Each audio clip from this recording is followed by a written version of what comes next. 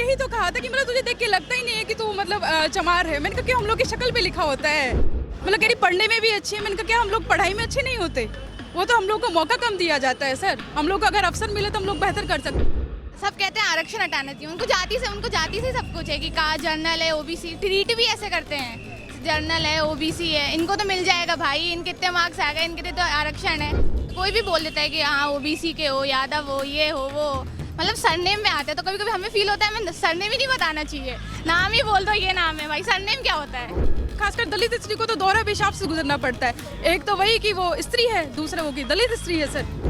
और शादी क्यों नहीं कर देते उनकी? है कैसे इनकी शादी करोगे क्या? मतलब सर हमारी शादी नहीं होगी क्या? मतलब उन लोगों को लगता है कि शादी ही सब कुछ है। अपनी बेटियों को तो उन लोगों को आगे बढ़ाना है और दलित समाज की लड़कियां उनको आगे बढ़ने नहीं देना है सर। इन लोगों रोड़ा अटकाते हैं कि ये तरक्की ना कर। हाँ, अरे अपनी बेटी को इतना आगे क्यों पढ़ा रहे हो? पीएचडी की पढ़ाई करा रहे हो, इसके लायक कभी आपको लड़का भी नहीं मिलेगा। क्यों हमारे समाज के लड़के के इतने पढ़े लिखे नहीं हो सकते? जरूरी है शादी करना? शादी सबसे बड़ा सवाल हम लोगों के सामने क्यों आ जाता है सर? बाबा साहब डॉक्टर अंबेडकर कहते थे, मैं किसी समाज की तरक्की को इस बात से आंकता हूँ कि वहाँ महिलाओं ने कितनी तरक्की की है। बाबा साहब डॉक्टर अंबेडकर ने अपनी ज़िंदगी में महिलाओं के उत्थान के लिए तमाम काम किए हैं और महिलाएं आज आप देखें कि वो हर एक प्रोफेशन में आगे बढ़ रही हैं। हवाई जहाज चलाना हो या कोई भी काम करना हो, महिलाएं बहुत बखूबी कर रही हैं।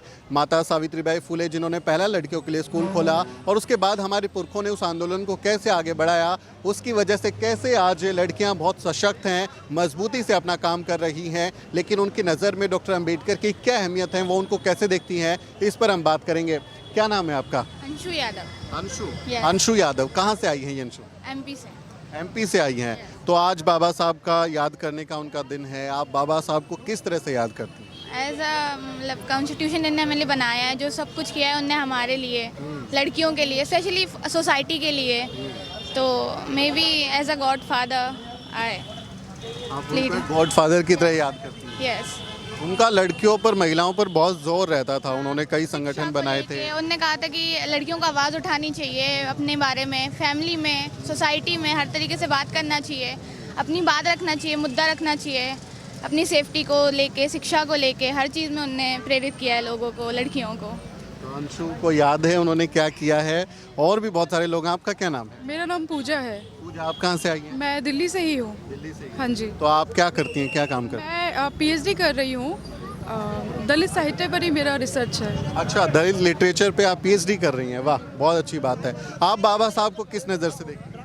देखिए, अगर बाबा साहब नहीं होते तो हम लोग का यहाँ इस मतलब इतने बड़े पद पर पहुँचकर मतलब पढ़ाई करना तो हम लोग के लिए बहुत ही मुश्किल था। आज जो कुछ है मतलब अब उन्हीं की वजह से है। मतलब उन्होंने शिक्षा को लेकर इतना कहा कि शिक्षा शेरनी का वह दूध है जिसे पीकर हर कोई दहाड़ेगा। तो मतलब हम लोगों को तो समाज में मतलब उतना वो स्थान दिया नहीं जाता है। मतलब जिस तरह का हम लोग पर मतलब अत्याचार किए जाते हैं, जातिवाद बहुत ज़्यादा लोग करते हैं। कि पढ़ने भी हम लोग स्कूल में जाते थे तो मतलब कई लोग का हमारा फ्रेंड सर्कल भी हुआ करता था, तो नहीं यार ये इस कम्युनिटी से है तो इनसे हम बात नहीं करेंगे। तो मतलब ये चीज़ें हम लोगों ने फेस किया। अगर मान लीजिए उन्होंने हम लोगों को आरक्षण नहीं दिया होता तो मतलब हम लोग यहाँ तक पहुँचते ही नहीं, हम लोग पढ़ ही नहीं पाते। वो जो कुछ आज हम हैं सब उन्हीं की देन है और आगे भी उन्हीं की वजह से हम लोग इतने आगे पहुँच पाएंगे। जैसे आप जिक्र कर रही हैं दोस्तों का, कभी कोई ऐसा एपिसोड आपकी लाइफ से जुड़ा हुआ आप बता पाएँ? मैंने कहा कि जैसे मैं गवर्नमेंट स्कूल से पढ़ी हूँ। वहाँ जब मतलब मेरी ही दोस्त हुआ करती थी तो कहती थी कि यार तुझे देख के लगता नहीं है तू मतलब जो मतलब मेरे को उन्होंने कहा था तुझे लगता, हाँ तुम, उन्होंने ये शब्द, तुझे लगता नहीं कि देख के तू जाटव है। मतलब उन्होंने सीधा कहा। मैंने कहा जाटव क्या मतलब? कह रही मतलब वही चमार जो होता है। तो मैंने कहा क्या हो गया, हम लोग की शक्ल पे लिखा होता है। कहीं नहीं, तो पढ़ने में भी इतना अच्छी है, हम लोग के जैसी दिखते। मतलब हम लोग की क्या पहचान होती है, मुझे यही नहीं समझ आता इन लोगों ने हमारी पहचान क्या बना रखी है सर। मतलब लेकिन ये है कि अब मान लीजिए हमें मतलब बाबा साहब की वजह से हम लोगों को पढ़ाई करने का मौका मिला है। हम भी अपने बेहतर भविष्य के लिए और आगे अपने आने वाले समाज के लोगों के लिए हम कुछ करना चाहते हैं सर जी। क्योंकि वो जो लोग दलितों की हालत को देखते हैं, जैसी तस्वीर को देखते हैं, वो फटे पुराने कपड़े में होंगे, एकदम ऐसे हाथ जोड़ के आएंगे, एकदम दयनीय स्थिति में। बोले दलित तो ऐसे होते हैं। आप किस एंगल से दलित दिखते हैं? उन्होंने यही तो कहा था कि मतलब तुझे देख के लगता ही नहीं है कि तू मतलब चमार है। मैंने कहा कि हम लोग की शक्ल पे लिखा होता है। मतलब कह रही पढ़ने में भी अच्छी है। मैंने कहा क्या हम लोग पढ़ाई में अच्छे नहीं होते? वो तो हम लोग को मौका कम दिया जाता है सर। हम लोग को अगर अवसर मिले तो हम लोग बेहतर कर सकते हैं अपने समाज के लिए। अपने समाज के लिए। जी। और ये इतने साल हो गए आज़ादी मिले, हम लोगों ने सोचा था, बाबा साहब तमाम लोग सोच रहे थे कि अब भारत आज़ाद हो गया है, अब एक नया भारत बनेगा जिसमें जातिवाद होगा नहीं, अब हम सब मिलकर रहेंगे।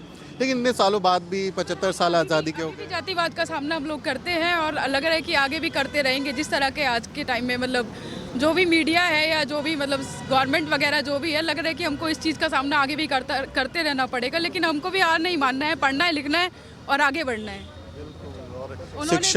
शिक्षा सबसे ज़रूरी है। क्या कहें? अंबेडकर जी ने कहा भी था, शिक्षित बनो, संगठित रहो, संघर्ष करो। तो वही हमारा है, उसी पे हम लोग को नक्शे कदम पे चलना है सर। क्या बात है, दिल खुश करने वाली बात इन्होंने बोली है। आपका नाम क्या है? सर मेरा नाम कीर्ति है, कीर्ति पवार नाम है मेरा। और मैं कहाँ से आई? सर दिल्ली से ही आई हूँ मैं, और दिल्ली विश्वविद्यालय से भी पीएचडी कर रही हूँ। अरे वाह। और दलित आलोचना में अंबेडकर चिंतन का प्रभाव मेरा विषय है। दलित आलोचना में अंबेडकर चिंतन का प्रभाव, ये दलित साहित्य से जुड़ा हुआ विषय है। दलित साहित्य से जुड़ा हुआ विषय है सर। शिवराज सिंह बेचैन जो हैं वो सर जो हैं वो हमारे गाइड हैं, और हम उनके अंडर में अभी पीएचडी कर रहे हैं सर। बहुत बढ़िया। और दलित साहित्य की भी अपनी एक कहानी है कि कैसे दलितों को एक स्टीरियोटाइपिंग में उनका चित्रण किया गया, लेकिन दलितों की कहानी उनके नज़रिए से कोई नहीं कह रहा था। तो दलित साहित्य की अपनी कहानी है। तो आप कैसा रिसर्च कहाँ तक पहुँचा है, क्या प्रोग्रेस है? सर अभी तो मेरा फर्स्ट ईयर हुआ है, कोर्स वर्क हुआ है हमारा अभी। और जैसे आप बता रहे हैं कि पहले से जो दलित साहित्य में जो हमारी आत्मकथाएं थी वो नहीं थी। जैसे हमारे जो सर की है, शिवराज सिंह बेचैन सर की ही मेरा बचपन मेरे कंधों पर, उनके आत्मकथा से हमें पता चल रहा है कि कैसे कैसे उन्होंने संघर्ष किया, कैसे कैसे वो वहाँ तक पहुँचे हैं। ओम प्रकाश वाल्मीकि जी की जूठन है जो, कैसे कैसे उन्होंने अपने जाति में झेला है और आके आके बढ़े हैं वो। आपको भी कभी ऐसा एक्सपीरियंस हुआ जाति से जुड़ा हुआ, खासकर एजुकेशनल इंस्टीट्यूशंस में, दिल्ली यूनिवर्सिटी जैसे बड़े बड़े कैंपसेस में? दिल्ली यूनिवर्सिटी में नहीं हुआ है। जैसे अभी मेरी दोस्त ने बताया कि स्कूल में भी बोला जाता था कि आपकी ड्रेसिंग सेंस से देख के पता नहीं चलता कि आप मतलब इस तरीके से कुछ हैं, ऐसी उससे हैं। तो ठीक है सर, लेकिन कर रहे हैं हम, और अंबेडकर जी को लेके चलना है हमें, उनका प्रभाव देखना है और उनके जो विचार हैं उनको आगे बढ़ाना है। उनका जो स्वतंत्रता, समानता और बंधुत्व का नारा है उसको आगे बढ़ाना है। शिक्षित बनना है, संगठित रहना और संघर्ष करना है सर। बिल्कुल, ये बहुत ज़रूरी बात है। और आपके जो विभागाध्यक्ष हैं डॉक्टर शिवराज सिंह बेचैन साहब, वो दिल्ली यूनिवर्सिटी के पूरे जब से वो बना है, वो पहले दलित एचओडी हैं। उनको बनाया नहीं गया था, उनकी जगह किसी और को अपॉइंट कर दिया था, जबकि वो उनसे जूनियर थे। एक लंबी लड़ाई चली, आंदोलन हुआ और आखिरकार बनाना पड़ा। तो हमारी जगह हर जगह लड़ाई लड़के ही हमको हासिल होता है। तो लड़के ही अधिकार मिलेंगे क्या? सर लड़के अधिकार मिले चाहे जैसे मिले, लेकिन अधिकार चाहिए अभी हमें अपने, चाहे लड़के मिले चाहे कैसे भी मिले, लेकिन हमें अपने अपने मतलब पद पर पहुंचना है और समाज के लिए कुछ अच्छा करना है। जैसे मतलब किसी धर्म के हम ऐसा विश्वास नहीं करते। हमारा धर्म है कि मानवता ही हमारा परम धर्म है। धर्म में विश्वास करेंगे तो फिर उसी हालत में पहुंच जाएंगे। सारी लड़ाई धर्म ने तो शुरू करी है। वही सर, पूजा पाठ, मूर्ति वगैरह सारा उसी से है सर। तो बस सही यही है कि आगे बढ़ना है और पढ़ना है, लिखना है, अच्छा करना है समाज के लिए। बाबा साहब को आप किस रूप में याद करती हैं, अगर आप उनके बारे में कुछ बता पाएं? बाबा साहब को सारा मतलब सिर्फ भारत देश ही नहीं, पूरी दुनिया ही बहुत अच्छे से याद करती है कि विश्व रत्न हैं जो बाबा साहब। और हमारे लिए बहुत कुछ किया है उन्होंने, मतलब हर वर्ग के लिए किया है उन्होंने, ना कि सिर्फ SC ST OBC के लिए किया है, हर जनरल के लिए किया है। और महिलाओं के लिए खासतौर पे बहुत अच्छा मतलब शिक्षा का अधिकार उन्होंने दिया है। हिंदू कोड बिल लेकर आए थे। तो सर यही है। अंशु, अभी जैसे हम बात कर रहे हैं, नया भारत है, मोदी जी का न्यू इंडिया का एक नारा है, लेकिन हम एक नए भारत युवा पीढ़ी की बात कर रहे हैं। आपको लगता है कि बदलाव आ रहा है, लोग जाति को छोड़ रहे हैं, या जाति और मजबूत होती जा रही है?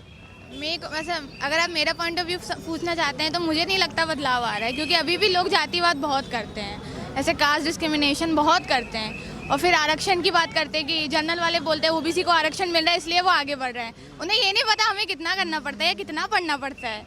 वो कब से लेके कब तक कर रहे हैं। हम अभी से हमारी आवाज़ उठी है, हम बोल रहे हैं, तो उन लोग को लगता है जनरल से कास्ट वाइज सबको लगता है, सब कहते हैं कि आरक्षण हटाना चाहिए, आरक्षण हटाना चाहिए। हाँ हम हटा सकते हैं, लेकिन हमें पढ़ने का मौका दोगे तो हम भी हटाएंगे।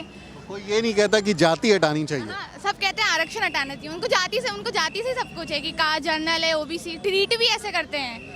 जर्नल है, ओबीसी है, इनको तो मिल जाएगा भाई, इनके इतने मार्क्स आ गए, इनके तो आरक्षण है, हमें करना पड़ रहा है सकल, पर ऐसा कुछ नहीं है। मेरिट नहीं होती हैं, ये तो आरक्षण सीडी के सारे आ गए, भीख मांग के आ गए। अगर ये इतना ला देंगे तो भी इनको मिल जाएगा, इनके लिए है, मेहनत तो हमें करनी पड़ती है, मेहनत सबको करनी पड़ती है शिक्षा में। उनसे ज़्यादा भी करनी पड़ती है, क्योंकि हमको ये पता होता है कि हम फेल हो गए तो ये हमारी पूरी कम्युनिटी को ताना मिलेगा। हाँ, कम्युनिटी को ताना मिलेगा, और फेल तो हमारे लिए एक धप्पा हो जाता है फिर, कि आरक्षण मिलने के बाद भी तुमसे नहीं हो रहा, तो ये आरक्षण का ताना, मतलब मैं थोड़ा जाति विशेष पे जोड़ रहा हूँ, माफ़ कीजिएगा, क्योंकि मैं चाहता हूँ कि हमारे दर्शक थोड़ा समझ पाएँ। दलितों के पास ज़्यादा ताना मिलता है, खासकर SC ST के आरक्षण पर ज़्यादा बवाल होता है, और जातिवाद का शिकार भी वो होते हैं कैंपसेस में। आप चूंकि आपने अपना नाम अंशु यादव बताया था, तो मैं OBC की तरफ आ रहा हूँ। क्या आपको भी OBC होते हुए, यादव होते हुए जातिवाद का सामना करना पड़ता है? कुछ बता पाएँ? हाँ, मतलब ऐसे बोलते हैं, मतलब बच्चे भी बोलते हैं, कोई भी बोल देता है कि हाँ ओबीसी के हो, यादव हो, ये हो, वो, मतलब सरनेम में आते हैं, तो कभी कभी हमें फील होता है हमें सरनेम ही नहीं बताना चाहिए, नाम ही बोल दो ये नाम है भाई, सरनेम क्या होता है? वो पूछेंगे पूरा नाम बताओ, फिर ऐसे कहते पूरा नाम, हम कहते हो अंशु, क्या सरनेम से फिर तुम लोग लगोगे जज करने लोगों को? तो हाँ, आई थिंक जाति अभी भी है, OBC के साथ सबके साथ है, मतलब जर्नल से, हाँ कह सकते हैं हम कह सकते हैं। तो ये अब आपको उम्मीद है कि आने वाले दिनों में कुछ बेहतर होगा, खासकर युवा पीढ़ी में बदलाव आएगा? अगर युवा शिक्षित होगा तो मुझे लगता है बदलाव तो ज़रूर होगा सर, लेकिन बस ये है कि अभी हम लोगों के साथी लोग भी हैं जो मतलब अपर कास्ट से हैं, तो वो लोग बदलाव मुझे लगता है चाहते ही नहीं है। कहीं ना कहीं वो लोग कहते हैं यार आपको तो दाखिला ऐसे ही मिल जाता है, आप लोगों को तो एडमिशन मिल जाएगा, आप लोगों के लिए तो आरक्षण है, लेकिन आप ये भी तो देखिए आप लोग कितने कोशिश जद्दोजहद कर रहे हैं कि इस आरक्षण को हटाया जाए। तो जब हम लोग किसी सर्विस में ही नहीं आएंगे तो सर हम अपने मतलब आने नहीं देना चाहते हैं लोग, तो हम लोग कैसे अपनी कम्युनिटी के लिए कुछ कर पाएंगे? लोग तो चाहते ही नहीं कि हम लोग आगे बढ़े। ये लोग हजारों साल से ले रहे हैं, 5-6 हज़ार साल हो गए, और हमारा 100 साल भी नहीं हुआ है अभी। हाँ, अब उसमें भी देखिए EWS ले आए, अब ये तो कितना मतलब उसमें आप कह रहे हैं कि आरक्षण खत्म किया जाए, EWS हमारे में ही क्यों लाना था?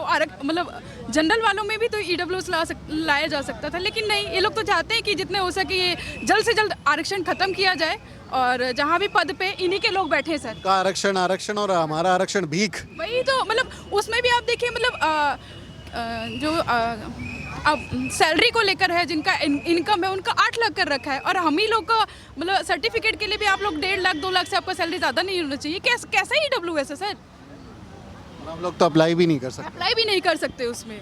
अब यही सब अगर युवा शिक्षित होगा, हमारे लोग अगर आगे बढ़ेंगे तो सर मतलब ज़रूर कल्याण हो सकता है हम लोगों का भी और बाकी पूरे समाज का भी सर। उम्मीद रखनी चाहिए। उम्मीद तो है सर, हम खुद भी आगे बढ़ रहे तो 4 लोगों को, अभी हम भी तो सोचेंगे हम भी कहीं पहुंच के अपनी कम्युनिटी के लोगों को आगे बढ़ाकर कुछ मतलब बेहतर करें, समाज को थोड़ा और ऊपर उठाया जाए, अपने लोगों को मान सम्मान दिलाया जो हमेशा उनका तोड़ा जाता रहा है। एक आखिरी सवाल ले रहा हूँ, हमारे बहुत सारे लोग अच्छी जगह पढ़ाई लिखाई होगी, एडमिशन हो गया, नौकरी लगी, फिर उनको याद नहीं रहता कहाँ से आए हैं, we are no more Dalits या we are no more OBC type हो जाते हैं। ही ऐसी जो भावना आ जाती है लोगों में, क्या हमको भूल जाना चाहिए कि हम कहाँ से आए हैं, या अपनी जड़ों को याद रखना चाहिए और मिशन पे बैक टू सोसाइटी पर भी ध्यान दें? अपना अतीत तो मुझे लगता है कोई नहीं भूलता, क्योंकि अपना जितना हम संघर्ष करके आगे बढ़े हम उसको कैसे भूल सकते हैं सर? नहीं भूल सकते। तो लोगों की मानसिकता होता है, मुझे लगता है साथी लोगों का साथ उनको ऐसा लग जाता है कि मतलब वो अपने मतलब समाज के लोगों के लिए करना भूल जाते हैं, जो कि ऐसा नहीं करना चाहिए। हमेशा याद रखना चाहिए हम कहाँ से कहाँ पहुँचे हैं, और हमें अपने बाकी समाज के लोगों को भी वहाँ तक लेके जाना है सर। अगर हम ही लोग नहीं करेंगे तो आगे कौन करेगा? हम लोग भी तो किसी सहारे से आगे बढ़े हैं ना सर। हम लोगों का क्या है, शिक्षा एकमात्र हमारा साधन है जो हम लोग इन लोगों की बराबरी कर सकते हैं, और तो हमारे पास आर्थिक स्रोत भी इतना अच्छा नहीं होता है। बात तो है ना, आर्थिक स्थिति हम लोग, सबसे पहली लड़ाई हमारी तो अपने घर से ही शुरू हो जाती है सर, कि पढ़ाई लिखाई में भी हम अच्छे स्कूलिंग नहीं कर सकते। गवर्नमेंट स्कूल से पढ़ेंगे, अच्छा स्कोर कर गए, तब आपके मम्मी पापा 50 बार सोचते हैं कि हमको रेगुलर कॉलेज में एडमिशन दिलाए कि नहीं दिलाया जाए। मेरे साथ मैंने ये सब झेला। 1 साल सर मैंने ड्रॉप किया था, घर वालों से मैंने लड़ाई लड़ी थी कि मैं 2014 में ही मेरा 12th क्लास हो गया था सर, लेकिन 2015 में मुझे BA में एडमिशन मिला, क्योंकि मेरे घर वाले नहीं चाहते थे कि मतलब मैं आगे पढ़ूँ। मतलब 1 साल मैंने घर रहा, घर वालों से लड़ी, फिर उन्होंने कहा ठीक है हमारी बेटी में इतना मतलब पढ़ने का ये है तो हम उसको आगे मतलब बढ़ाएंगे। लेकिन सर अभी संघर्ष घर से भी है, समाज से भी है, और सबसे बड़ी हम लड़की हैं। बात ये, हाँ हम लोग का संघर्ष बहुत बड़ा हो जाता है सर। दोहरी मार झेलनी पड़ती है। हाँ, दोहरा, कास्ट और जेंडर दोनों की मार। जैसे कौशल्या बसंत्री जी ने अपनी आत्मकथा लिखी है दोहरा अभिशाप, मतलब एक स्त्री को तो मतलब खासकर दलित स्त्री को तो दोहरा पेशाब से गुजरना पड़ता है। एक तो वही कि वो स्त्री है, दूसरा वो कि दलित स्त्री है सर। वही लेकिन सर परिवार में चेतना कभी ऊपर से पढ़ना चाहती है। पढ़ना चाहती हैं हाँ तो बोलते नहीं ब्याह करो रोटी बनाओ। हाँ, यही तो करने के लिए हुआ है ये इनको भी सुधरना चाहिए लोगों को। बहुत सोसाइटी को, अपनी सोसाइटी सुधरेगी तभी अपना कुछ होगा। वही सबसे पहली लड़ाई माता पिता से हो जाती है हम लोगों की सर। वही माता पिता को भी गलत नहीं कह सकते, आर्थिक स्थिति इतनी मजबूत नहीं होती सर। और फिर तमाम पूर्वाग्रह हैं, वैसी सोच है कि उस तरह से प्रोग्रेसिव नहीं। मतलब हमारे मम्मी पापा को ये सोच उन्होंने बना भी दी है ऐसी। ताने मारते ना, आपकी बेटी इतने साल की हो गई है, ब्याह क्यों नहीं देते? और शादी क्यों नहीं कर देते उनकी? है कैसे इनकी शादी करोगे क्या? मतलब सर हमारी शादी नहीं होगी क्या? मतलब उन लोगों को लगता है कि शादी ही सब कुछ है। सर हम पढ़ लिख के अपने समाज के लिए कुछ कर रहे हैं तो वो नहीं है। अपनी बेटियों को तो उन लोगों को आगे बढ़ाना है और दलित समाज की लड़कियां उनको आगे बढ़ने नहीं देना है सर। इन लोगों रोड़ा अटकाते हैं कि ये तरक्की ना करें। हाँ मतलब पास पड़ोस में भी हम लोग के इसी तरह के लोग हैं। अरे अपनी बेटी को इतना आगे क्यों पढ़ा रहे हो, पीएचडी की पढ़ाई करा रहे हो, इसके लायक कभी आपको लड़का भी नहीं मिलेगा। क्यों हमारे समाज के लड़के के इतने पढ़े लिखे नहीं हो सकते? जरूरी है शादी करना। शादी सबसे बड़ा सवाल हम लोगों के सामने क्यों आ जाता है सर, जो हम लोग को आगे नहीं बढ़ने देना चाहते। ये ठीक है कि धीरे धीरे हमारे मम्मी पापा की भी मतलब सोच थोड़ा बदल रही है, उनको पढ़ के आगे मतलब समाज को, अपने घर परिवार को बदलने का मौका देना चाहते हैं सर। लड़कियों के लिए एक संदेश जो मेरी दर्शक होंगी, हमको देख रही होंगी, कि पढ़ना ज़रूरी है। कोई कुछ बात कहना चाहें आप? बिल्कुल सर, पढ़ना बहुत ज़रूरी है। जैसे अभी संघर्ष तो है ही सर, लेकिन सर परिवार का भी अलग अलग माहौल होता है। जैसे सर जिनमें चेतना आएगी वो अपने बच्चों को और पढ़ाएंगे ज़्यादा। जैसे हम पढ़ेंगे तो हम अपने आने वाली पीढ़ी को और ज़्यादा पढ़ाने की कोशिश करेंगे और आगे आने वाले पदों पर, अच्छे पदों पर बैठेंगे सर। ये नहीं है कि सर छोटे मोटे पदों पर बैठकर वहीं की वहीं रह जाएं। और सर परिवार का बहुत सपोर्ट होता है ना, तभी इंसान आगे बढ़ता है। जैसे मेरे परिवार का मैं अपनी बात करूँ तो मेरे परिवार का बहुत सपोर्ट है मुझे। मेरे पापा मम्मी बहुत सपोर्ट करते हैं मुझे, मेरा भाई सपोर्ट करता है मुझे, दादा दादी सपोर्ट करते हैं। तो उससे बहुत मोटिवेशन मिलता है, सर कॉन्फिडेंस रहता है सर। ये मेरी छोटी बहन है सर, और सर अभी स्टीफेन से अभी स्पेनिश में डिप्लोमा कर रही है, साथ में ग्रेजुएशन कर रही है सर। What's your name? गरिमा। गरिमा। तो आप स्टीफन से स्पेनिश भाषा में पढ़ाई कर रही हैं? हाँ जी, डिप्लोमा इन मतलब मैंने सर्टिफिकेट कोर्स कर लिया है, तो उसके बाद एंट्रेंस हुआ तो मैं डिप्लोमा में एडमिशन हो गया है। बाबा साहब जो हैं वो 5-6 भाषाएं जानते थे, मालूम है आपको? तो मेरे पापा का यही मानना है कि जितनी से जितनी भाषा हो सके, जितनी पढ़ाई कर सके वो करनी चाहिए, तो इसीलिए मुझे भी इस कोर्स में एडमिशन दिलाया गया। हमारी फैमिली में ये अच्छा है कि उन्होंने अभी भी कभी हमें प्रेशराइज नहीं किया, शादी करनी है नहीं करनी है, अपने जितना पढ़ना उतना पढ़ो और अच्छे से अपने मतलब लक्ष्य को पा करो। बहुत बढ़िया। आप सब लड़कियां एक बार अगर जय भीम बोल दे तो मजा आ जाए। जय भीम। क्या नाम बताया था आपने? पूजा। पूजा बात करने से पहले थोड़ा हिचकिचा रही थी, कह रही थी कि कैमरा देख के वो बहुत कॉन्फिडेंटली बात नहीं कर पाएंगी, लेकिन जितने कॉन्फिडेंस है और जितने अच्छे तरीके से आपने बात की, अगर मैं आपका इंटरव्यू ले रहा होता तो मैं आपको पक्का एंकर या रिपोर्टर अपने चैनल में ज़रूर रखता। बहुत अच्छा आपने बोला, आप सब ने बहुत अच्छी बातें रखी। तो इसी तरह से सशक्त महिलाएं, सशक्त लड़कियां बाबा साहब के सपनों का भारत बनाने में अपनी भूमिका निभाती रहें। आप भी अपने परिवार की लड़कियों को, महिलाओं को सम्मान दें और उनके भविष्य में कुछ बेहतर करने के लिए उनको प्रोत्साहित करते रहें, उनकी टांग ना खींचें और गृह गृहस्थी के चक्कर में उनका भविष्य बर्बाद ना करें। तो ये बातें बाबा साहब डॉक्टर अम्बेडकर से प्रेरित होकर हम आपको बता रहे हैं। इस बातचीत पर आपका क्या कहना है कमेंट करके ज़रूर बताएं। मेरा नाम सुमित चौहान है और इस वीडियो स्टोरी में मेरी मदद करें मेरे सहयोगी मोहित। अगले किसी वीडियो में मुलाकात होगी दोस्तों।